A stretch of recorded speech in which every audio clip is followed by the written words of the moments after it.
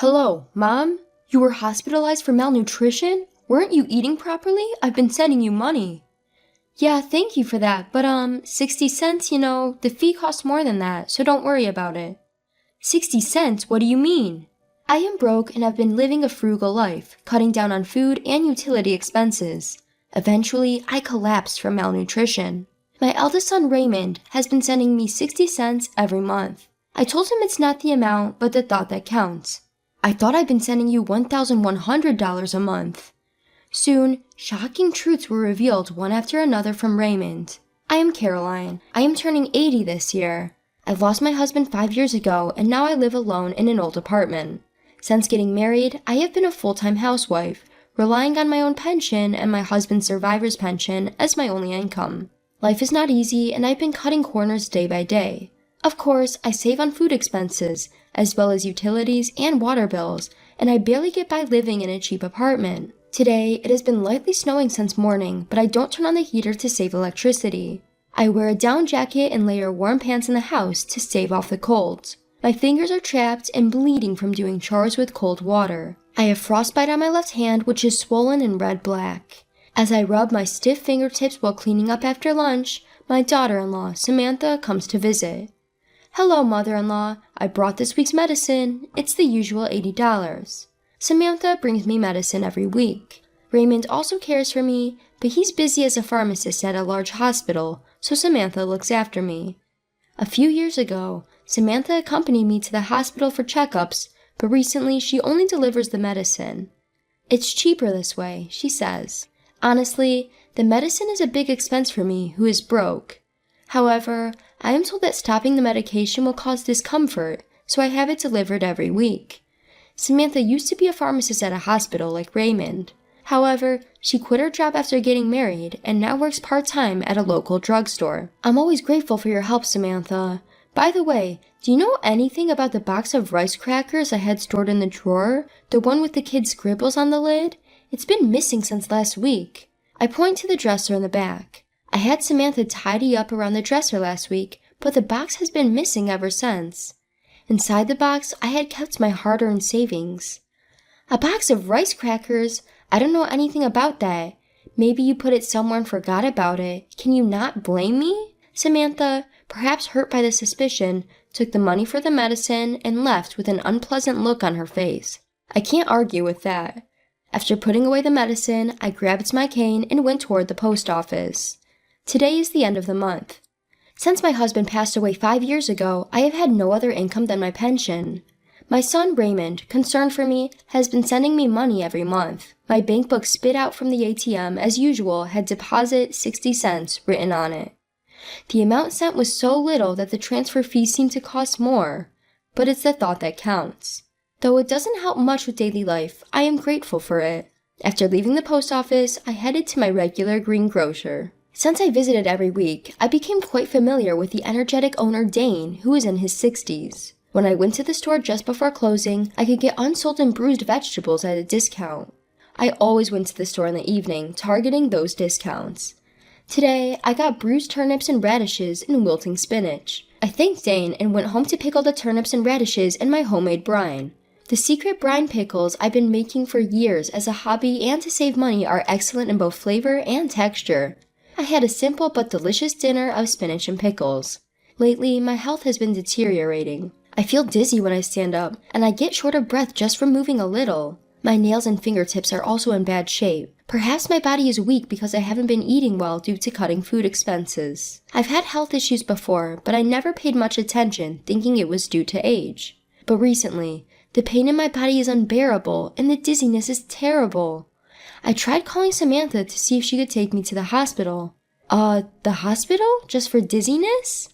Well, I'm old, so it might be inevitable, but I'm worried. I haven't been to the hospital in years. Could you take me for once? But I'm busy. I don't have time. Raymond is working nonstop too. I'm sorry, but can we do it another time? It's not that urgent. As I expected, Samantha refused to accompany me to the hospital. Even the nearest hospital is quite far from my home.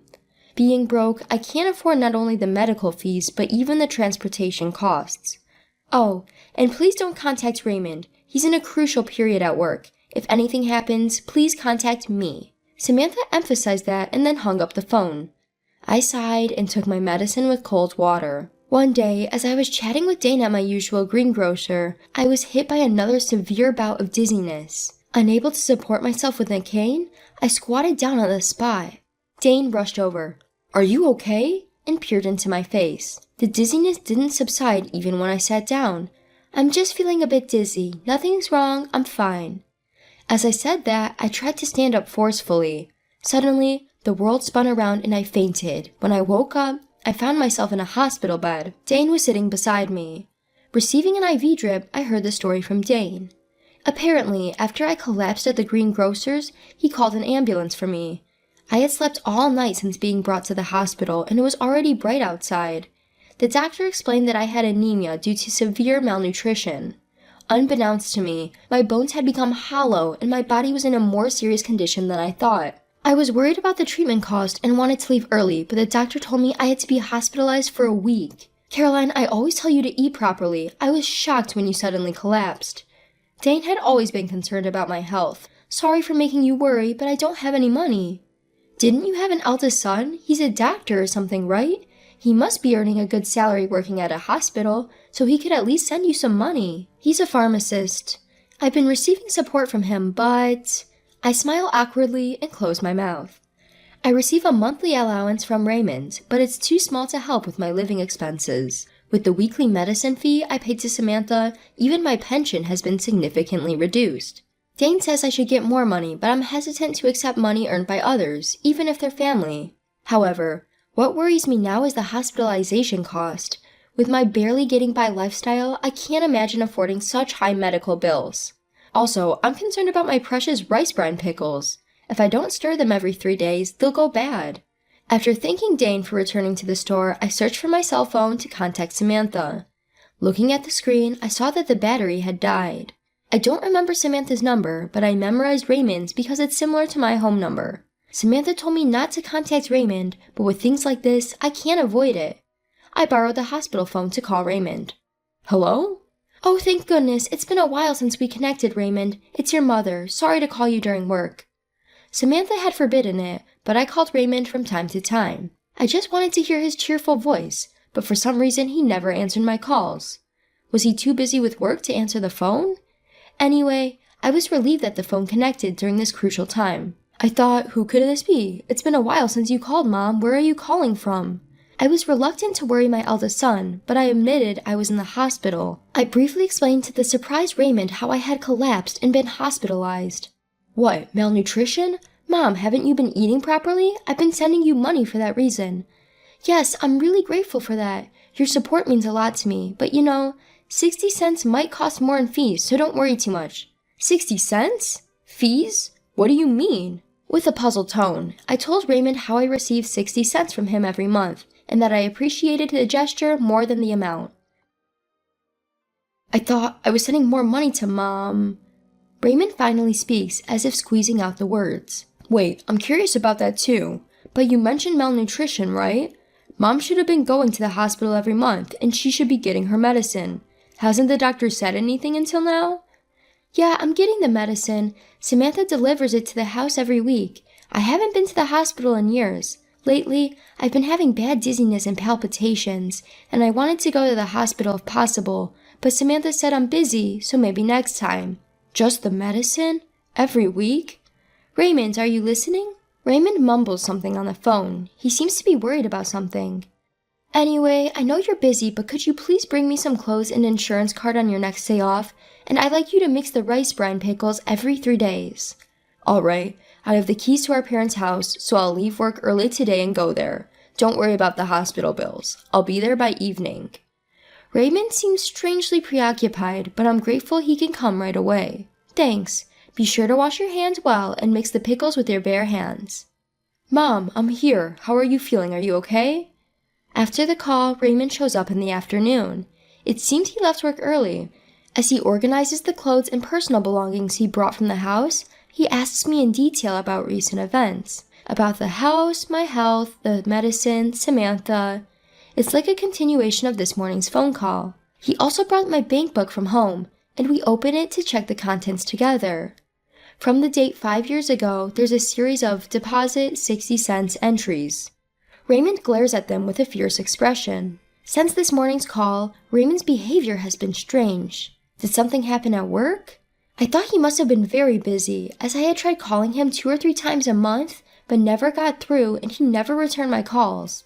I feel bad for making him leave work early today. I casually apologize for it, and Raymond is taken aback and asks rapid-fire questions. He quickly takes out his smartphone and starts operating it intently as soon as he hears my story. What's been going on with him? Raymond gazes at the screen for a while, then operates his smartphone again to send a message to Samantha. He then grabs his backpack and says, "I'll be back shortly." He leaves the room. Left behind, I feel a strange sense of unease but lie down in bed anyway. That evening, Raymond returns to the room. He puts down his backpack and asks how I'm feeling.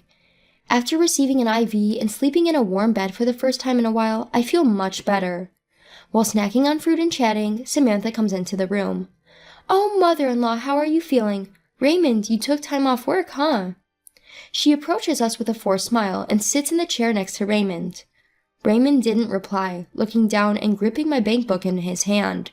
Before I could say anything, Raymond spoke up with a voice lower than usual. "Samantha, Mom's malnourished. Do you know why?" Samantha stayed silent. There was a tense atmosphere. Raymond turned to face Samantha, glaring at her head on. "Mom's been broke for so long, barely able to buy food. It's not just food. She's been cutting back on electricity and gas, living on the edge for years. When I went to her place today, there wasn't even a heater in the dead of winter." "Well, wait, Raymond, we're in a hospital. What happened? It's not Samantha's fault there's no money." I tried to calm down the yelling eldest son while hiding my frostbitten, swollen red-black hand. Ignoring me, Raymond continued with an angry tone. "I asked you to send $1,100 to Mom every month, right? But she's only received 60 cents for the last 5 years. Samantha, what's going on?" Saying that, Raymond thrust my bank book at Samantha. On every page there was the number 60 cents. I couldn't believe my ears. I don't remember ever receiving $1,100. The money from Raymond was always 60 cents. Samantha, cornered by the furious Raymond, looked away from the bank book and fell silent. "That's not all. I give you $150 every week for Mom's medical expenses and medication, right? You said you were using the leftover money to buy her necessities and groceries, but there were only withered vegetables in her room. The fridge was empty." "Be quiet. I gave her the medicine." "What kind of medicine? Without a doctor's prescription, you decided to prescribe it yourself. All that was in Mom's house were basic vitamins. You bought some random vitamins at the drugstore where you work, put them in a medicine-like bag, and handed them over, didn't you? What were you thinking?" "I had no choice. I needed the money," Samantha yelled back to the furious Raymond. Even though this was a private room, we were still in a hospital. As I was shocked by the contents of the eldest son and his wife's conversation, I felt anxious. "You needed money? So you stole Mom's precious savings from her dresser too?" With that, Raymond pulled a crushed box out of his backpack. On the lid was a drawing of my husband and me, drawn by Raymond when he was a child. It was the box of rice crackers I had been searching for the last week. I too was so shocked that I gasped. What? No way." I didn't want to believe it either, but I found it while searching through our trash after you said it disappeared a week ago. You really did it, didn't you? Faced with undeniable proof, Samantha turned pale and lost her words. "So what did you do with the $250,000 that was in this box, huh? And the $1,100 you were supposed to send to Mom every month, the hospital fees, and the medicine fees. Where did it all go?" "Stop nagging, there's no money left." Samantha, who had been trembling as she stared at the box, eventually stood up, knocking over her chair, and yelled back defiantly. "It's all your fault anyway. You always ignored me and focused on your mother.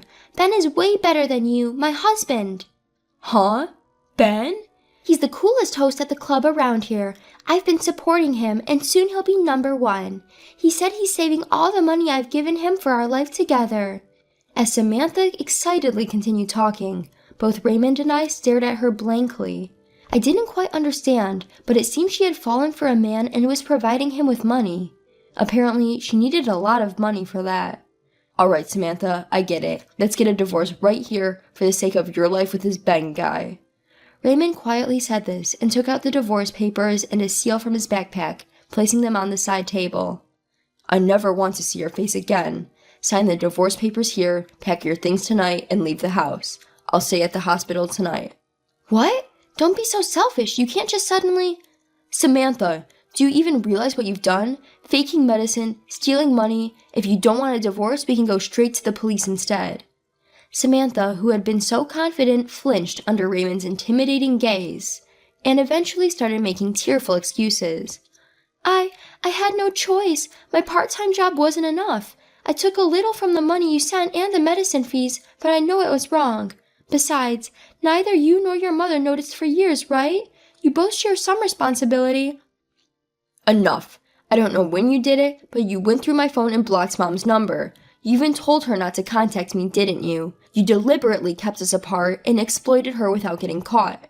Raymond slammed the divorce papers on the table with his fist. Samantha flinched. Anyway, Samantha, this is goodbye. I'll make sure you pay back every penny you've taken from us. Remember that if you don't, we're going to the police. Finally realizing the gravity of her actions, Samantha couldn't say anything and signed the divorce papers with tears in her eyes. Samantha left the house that night, as Raymond had told her to, like she was running away. In exchange for not reporting her to the police, Raymond made sure to demand repayment of the money she'd taken. The amount she'd taken for the last 5 years since my husband's death, including the money for living expenses and medicine in my savings, totaled to over $900,000. I was shocked. Samantha later lost contact with the host she had given so much money to and went berserk in the club, getting herself banned. Bad rumors seemed to spread from nowhere, and before she knew it, they reached her part-time job, resulting in her being fired. With her income gone and not a penny to her name, Samantha couldn't rent an apartment and had to spend some time sleeping in internet cafes, but what happened to her after that is unknown. I had almost given up on getting back the money Samantha had taken as she had disappeared, but her family, who learned of the situation, decided to repay the debt in small amounts on her behalf. It might be difficult to recover the full amount of stolen money, but I was happy with their gesture. After being discharged from the hospital, I decided to leave with Raymond. We're living peacefully together in the house Samantha left, just the two of us. I had been forced to live a difficult life, being exploited by Samantha, but now in our warm, comfortable home, I'm eating well and my health has improved. Dane, the greengrocer who has always been worried about me, finally felt relieved. I still continue to make my specialty pickles. I used to do it just as a hobby and for saving money, but now, with Raymond's help, we're sharing information on how to make good pickles and delicious pickle recipes. In a few years, my pickle channel became hugely popular, possibly because an 80-year-old content creator was a novelty, and now it brings in an amazing income. I had always thought that making money was impossible for me, as I had never worked as a full-time employee, but even I can be useful to others. More than earning money, I've come to know the happiness of bringing joy to others and now live a fulfilling life every day.